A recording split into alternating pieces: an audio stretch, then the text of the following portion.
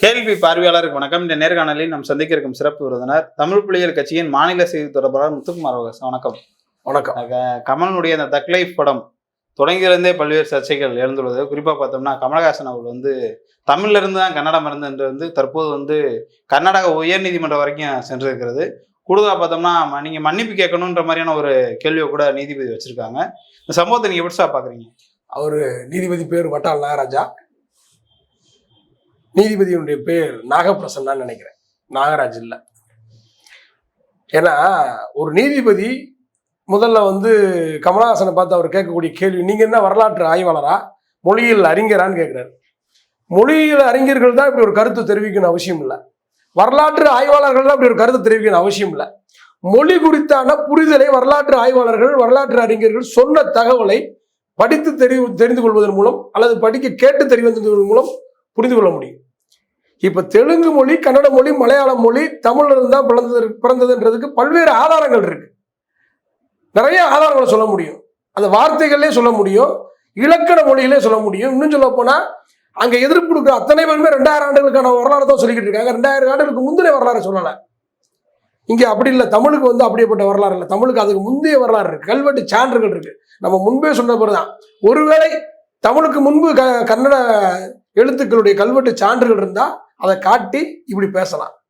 ஆனா ஒரு நீதிபதி நாகப்பிரசன் பார்த்தீங்கன்னா, ஒரு நீதிபதி என்ன பேசுறாருன்னா முழுக்க முழுக்க ஒரு நெருக்கடி ஏற்படுத்துறாரு.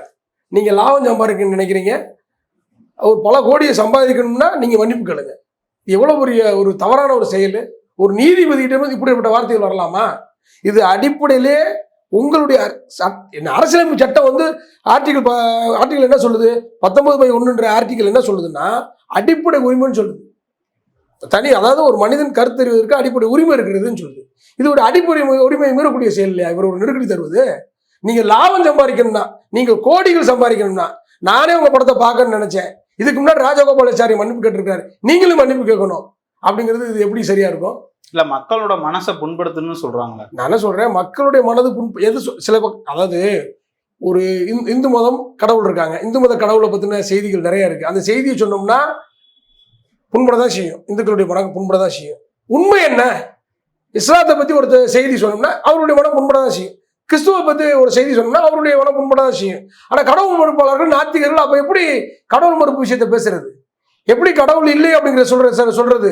யாருடைய மனமும் புண்படாம எப்படி பேச முடியும்? அப்ப இதுல நீங்க என்ன நெருக்கடி கொடுக்குறீங்க கமலஹாசனுக்குன்னா, 2 நீங்க மன்னிப்பு கேட்கணும். நீங்க பேசுறது மக்களுடைய மனம் புண்பட்டு இருக்கு, நீங்க எல்லையை மீறி இருக்கீங்க, மன்னிப்பு கேட்க முடியாதுன்னு வேற சொல்றீங்க. ஒரு அதிகார திமிரு, அதை அவர் சொல்றது திமிரோட பேசுறீங்கன்ற அடிப்படையில் அவர் சொல்றாரு. இது எப்படி சரியா இருக்கும்? அவரும் ஏங்க என்ன படிச்சிருக்கோம்? மொழியியல் அறிஞர்கள் என்ன, நீங்க மொழியியல் அறிஞரான்ற வார்த்தை வரையா கேட்கிறேன். மொழியியல் அறிஞர்கள் என்ன? இப்ப நான் மொழியியல் அறிஞரா? நான் வரலாற்று ஆசிரியரா? நான் மொழியியல் அறிஞர்கள் வரலாற்று ஆசிரியர்கள் சொல்லதை படிச்சதை கேட்டு அதை அவங்க வெளிப்படுத்துறோம். இது இப்படிதான் கமலஹாசன் ஒரு கலைஞன். இன்னும் சொல்ல போனா சினிமா மூலமா கலை மூலமா மக்களுக்கு தெரிவிக்க வேண்டிய செய்திகளை அவர் தெரிவிக்கலாம். அடிப்படை உரிமை அது. 19/1 ஆர்டிகல் 19/1 சொல்லுது. இது அடிப்படை தனி மனிதனுடைய அடிப்படை உரிமைங்க. கருத்து சுதந்திரம் என்பது அவனுடைய உரிமை. இதுல போய் நீங்க நீங்க 2:30 மன்னிப்பு வைக்கணும், நீங்க பேசியது தவறுன்ற அடிப்படையில் பேசுதான்னு அர்த்தம். நானே கேட்கிறேன், இது தமிழ்ல இருந்து கன்னடம் பிறக்கவில்லை அப்படின்றதுக்கு இவர்கிட்ட என்ன ஆதாரம் இருக்கு? நாகப்பிரசன் அவர்கள் ஒருவேளை உண்மையாகவே அவர் நீதித்துறையில அவர் என்ன பேசியிருக்கணும்னா, தமிழ்ல இருந்து பிறந்ததுதான் கன்னடமா என்பதை நீங்க ஒரு 2:30 நிறுவீங்க, எனக்கு ஆதாரத்தை கொடுங்க அப்படின்னா அவர் ஆதாரத்தை கொடுப்பாரு. 2:30 நீங்க சம்பாதிக்கணும் மன்னிப்பு கேளுங்க அப்படின்னா என்ன அர்த்தம்? ஏற்கனவே ராஜகோபாலாச்சாரி மன்னிப்பு கேட்டிருக்காரு அப்படின்னா என்ன அர்த்தம்? ஏற்கனவே நீங்க இப்படி மன்னிப்பு கேட்க முடியாதுன்னு சொல்றது எப்படி சரியா இருக்கும்ன்ற கேள்வி கேட்கறது எப்படி சரியா இருக்கும்? மன்னிப்பு கேட்க முடியாதுன்னா நான் உண்மையா பேசினேன், நான் என் சகோதரன் அடிப்படையில் தான் அவரை பேசினேன். நான் எந்த இடத்துலையும் இழிவுபடுத்தும் நோக்கத்தில், அவர் தெளிவா சொல்லிட்டாரு, நான் எந்த இடத்துலையும் கன்னட மொழியை இழிவுபடுத்தும் நோக்கத்தில் பேசவில்லை, என்னுடைய சகோதரனை உச்சரித்து அழைக்கிறதுக்காக நான் கூப்பிட்டேன் அப்படின்னு சொல்றாரு. இதை சிவராஜ்குமாரே இன்னைக்கு பாத்தீங்கன்னா ஆதரிச்சிருக்கிறாரு. அவர் மொழியை இழிவுபடுத்தும் நோக்கத்தில் பேசல, அரசியல்வாதிகள் குழப்பத்தை ஏற்படுத்தாதீங்க, நீங்க சினிமாக்குள்ள வராதீங்கன்னு சொல்லியிருக்காரு. இன்னும் சொல்ல போனா கர்நாடகத்துடைய முதலமைச்சர் பாஜகவுக்கு ஆதரவாக பேசினா கூட, வாட்டாள் நாகராஜன் போன்று பேசினா கூட, துணை முதலமைச்சர் டி.கே. சிவகுமார் மிக அருமையான கருத்தை பதிவு செஞ்சிருந்தார். நம்மளாம் அண்டை மாநிலத்தில் இருக்கக்கூடியவங்க, நம்மெல்லாம் ஒரு சகோதரர்கள், நமக்குள்ள வந்து ஒரு மோதல் போக்கை கையாளக்கூடாது அப்படின்னு சொல்லியிருக்காரு. நீதிபதியுடைய கருத்துக்கும் டி கே சிவகுமார் கருத்துக்கும் நிறைய வேறுபாடு இருக்கு. நீதிபதி எப்படி இது ஒரு வகையான தட்டம் தான். நீதிபதி வந்து தீர்ப்பு மூலம் மிரட்டல் கொடுக்குற மாதிரி, நீ கோடிகளை சம்பாதிக்கணும்னா நீ மன்னிப்பு கேளு.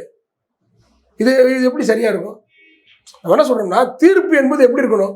உங்க உணர்வின் அடிப்படையா தீர்ப்பு இருக்கணும். அரசியலமைப்பு சட்டம் என்ன சொல்லுது? அரசியலமைப்பு சட்டம் தனி மனிதனுக்கு கொடுக்கக்கூடிய அடிப்படை உரிமை கருத்து சுதந்திரம். அதுல இருந்து நீங்க தீர்ப்பு சொல்லுங்க. நீங்க தீர்ப்பு அரசியலமைப்பு சட்டத்தின்படி தீர்ப்பு சொன்ன மாதிரி இல்லையே. சொல்றது பார்த்தா அங்குள்ள போராட்டக்காரர், குறிப்பா பார்த்தோம்னா வாட்டாள் நாகராஜன், பாஜக அவங்களுடைய பின்புலத்தினுடைய கருத்தை அவங்க பேசுறாங்க சொல்றாங்க. அப்படிதான் அவர் பேசியிருக்காரு. அவர் வந்து ஒரு நான் கேட்கணும்னா, ஒரு நீதிபதியிடம் கமலஹாசன் தான் போறாரு. என்னுடைய படம் வந்து அங்க ரிலீஸ் ஆகணும், கர்நாடகாவில் ரிலீஸ் பண்ண விடாம சிலர் தடுக்கிறாங்க. என்ன நோக்கத்துக்கு தடுக்கிறாங்க? ஒரு மொழி வெறியை, இனவெறியை ஏற்படுத்துறாங்க. அதாவது தெய்வாவும் சொல்றாரு, நான் கன்னட மொழியை இழிவுபடுத்தும் நோக்கத்தோடு பேசவில்லை. ஒரு சகோதரரை நான் அழைக்கும் போது என்னுடைய சகோதரன் தான் நீ சொல்றதுக்காக என்னுடைய மொழியும் உன்னுடைய மொழி ஒண்ணுதான், என் மொழியில இருந்து திரிஞ்சு பேச புரியுதான் கன்னடா, நீங்க வந்து மேல வாங்கன்னு அழைக்கிறாரு. எந்த கெட்ட எண்ணமும் இல்லை. இதை அவர் நீதிமன்றத்தில் பதிவு செய்யறாரு. அப்ப நீதிபதி என்ன சொல்லணும்? நான் சொல்ல வேண்டிய கருத்தை நீதிபதி சொல்லணும். அரசியல் சட்டத்தில் என்ன இருக்கு? ஒரு கலைஞனுக்கு அரசியல் சட்டத்தில் சினிமா மூலமாவோ கலைகள் மூலமாவோ அல்லது தனிப்பட்ட ஒரு அரசியல் தலைவருக்கோ ஒரு கருத்து சொல்வதற்கு உரிமை இருக்கு. அவருடைய கருத்து எந்த விதமான பதற்றத்தையும் ஏற்படுத்தல. வாட்டாள் நாகராஜன் கிட்ட ஒரு 10 பேரை வச்சுக்கிட்டு பிரச்சனை பண்றாரு, அவ்வளவுதான். அவரை போல அங்கங்க சில பேர் பிரச்சனை பண்றாங்க. இன்னைக்கு எடியூரப்பா பாஜக தூண்டி விடுது, மேலும் தூண்டி விடுது. ஏன்னா அவங்களுக்கு நெருக்கடி ஏற்படணும். அவங்களுக்கு வந்து பாத்தீங்கன்னா தென் மாநிலங்கள் ஒற்றுமை இருக்கக்கூடாது. இதுதான் பாஜகவுடைய ஸ்டாண்டு. அந்த ஸ்டாண்ட்ல அவங்க சரியா இருக்காங்க, பிரச்சனை பண்றாங்க. நீங்க தீர்ப்பு வந்து அரசியலமைப்பு சட்டத்தின்படி சொல்லணும்ல. அரசியலமைப்பு சட்டம் ஒரு மனிதனுக்கு என்ன உரிமை வழங்கியிருக்கோ அந்த உரிமை அடிப்படையில் சொல்லணும். நானும் படம் பார்க்க ஆசைப்பட்டேன்னா இது ஒரு திரட்டன் மாதிரி இருக்குல்ல. அவங்க சொல்றது என்னன்னா, இந்த மாதிரியான ஒரு படம் வரும்போது நாங்க தியேட்டருக்குள்ளேயே பூந்து என்ன வேணா பண்ணுவோம்னு சொல்லி பல்வேறு கன்னட சொல்றாங்க. அந்த ஒரு நல்லெண்ணத்தினோட ஒரு அடிப்படையா கூட இருக்கலாம். அதுக்குத்தான் பாதுகாப்பு கேட்கிறாரு. அதுக்குதான் பாதுகாப்பு கேட்கிறாரு. கமலஹாசன் என்ன சொல்றாருன்னா பாதுகாப்பு கேட்கிறாரு. என்ன பாதுகாப்பு கேட்கிறேன்னா, சில கன்னட அமைப்புகள், அது ஒரு குறுகிய அமைப்புகள் தான், பெரிய கட்சிகள் எல்லாம் ஒன்றும் பெரிய எதிர்ப்புலாம் இல்லை. ஒரு சிறு குறுங்குழு தான். அந்த குறுங்குழுவுக்கு எதிராக வந்து பார்த்தீங்கன்னா அன்னைக்கு வந்து நீதிமன்றம் வந்து உத்தரவிட்டா காவல்துறை பாதுகாப்பு கொடுப்பாங்க. காவல்துறை பாதுகாப்பு விட்டா அவங்க வந்து கமலஹாசனுக்கு எதிராக ஒரு முழக்கம் விடுவாங்க. அது கூட ஒரு போராட்டத்தின் ஒரு வடிவம் தான். முழக்கமிட்டு போட்டு தவறில்லை, அது அவங்களுடைய உணர்வை வெளிப்படுத்துறாங்க. வெளியே நின்று அவங்க போராட்டத்தை முழக்கமிட்டு கமலஹாசனுக்கு எதிராக ஒரு என்ன முழக்கம் விடுறோமோ முழக்கமிட்டு போகலாம். இதுக்கு உரிமை இருக்கு, அடிப்படை சட்ட உரிமை இருக்கு. அவங்க எதிர்ப்பு கொடுக்குறாங்க. ஆனா உண்மை என்ன?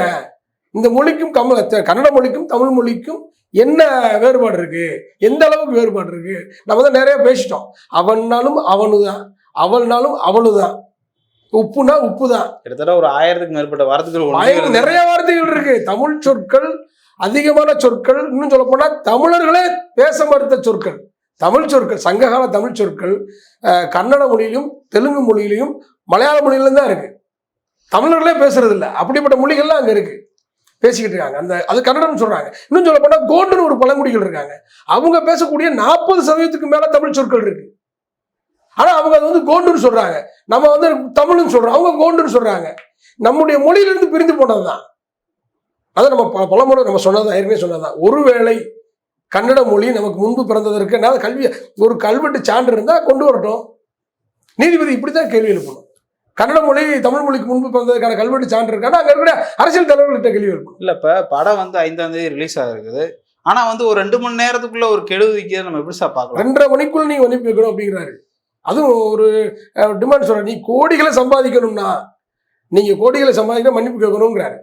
இது ஒரு வகையான திரட்டன் தான். மன்னிப்பு கேட்க வைக்கிறதுக்கான ஒரு நெருக்கடியை கமலஹாசன் அதுக்கு தயாரா இருக்கு. கமலஹாசன் மன்னிப்பு கேட்கக்கூடாது. ஏன்னா கமலஹாசன் வந்து அங்க எவ்வளவு சம்பாரிச்சிருவாரு. ஆனா அதுக்காக உண்மையை மறைக்க முடியுமா? அவர் மீண்டும் வந்து நான் வந்து அப்படி இல்லை, தமிழ் மொழியிலிருந்து கன்னடம் பிரியலன்னு சொல்லிட முடியுமா? அப்படி சொல்றதுக்கான அவர் ஒருவேளை அவர் சொன்னாலும் அது உண்மையாயிடுமா? இப்ப நீதிமன்றத்தில் வந்து அவர் சரி நான் தெரியாம சொல்லிட்டு அது உண்மையாயிருமா? நீதிபதி எதை எதிர்பார்க்கிறாரு? கமலஹாசன், அதாவது வரலாற்று ஆய்வாளர்கள், மொழியியல் அறிஞர்கள் சொல்றது நீதிபதிக்கு வேணுமா? கமலஹாசனுடைய மன்னிப்பு மட்டும் வேணுமா? நம்ம கேட்கிற கேள்வி என்னன்னா, மொழியியல் அறிஞர்களுடைய சான்றை காட்டுங்கன்னு கேளுங்க, கல்வெட்டு சான்றுகளை காட்டுங்க அப்படின்னு சொன்னா கல்வெட்டு சான்றுகளை 2.5 மணிக்குள்ள கமலஹாசன் காட்ட போறாரு. நீங்க நீதித்துறை, நீதிமன்றம், நீங்க வந்து ஒரு தனி மனிதனுடைய அடிப்படை உரிமையை மீறும் வகையில நீங்க பேசக்கூடாது. ஒரு கலைஞனுடைய அடிப்படை உரிமையை மீறும் வகையில நீங்க பேசக்கூடாது. நீங்க உடனடியாக அவருக்கு வந்து நீங்க அந்த படம் கர்நாடகாவில் ரிலீஸ் ஆகிறதுக்கு பாதுகாப்பு தான் வழங்கணும்.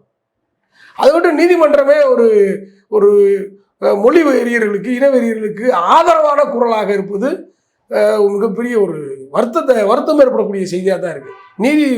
நீதிபதி வந்து பார்த்தீங்கன்னா 2:30 மணிக்குள் அவர் சொல்றாரு இல்லையா, கமல்ஹாசன் மன்னிப்பு கொண்டு அவருக்கு தான் ஒரு மனநிலை வரணும். சட்டத்தின்படி நம்ம நடக்கணும். அரசியலமைப்பு சட்டம் என்ன சொல்லுது அதன்படி தான் நடக்கணும். அங்க இருக்கக்கூடிய வெறியருடைய ஒரு எமோஷனலுக்கு இவர் பலியாகக்கூடாது, அல்லது இவரும் எமோஷனல் ஆகக்கூடாது. சட்டத்தின்படி இவர் நடக்கணும். சட்டத்தை மீறியான ஒரு சட்டத்துக்கு உட்பட்ட தீர்ப்பு அல்ல அப்படிங்கிறது என்னுடைய கருத்து. நன்றி சார். நல்லது.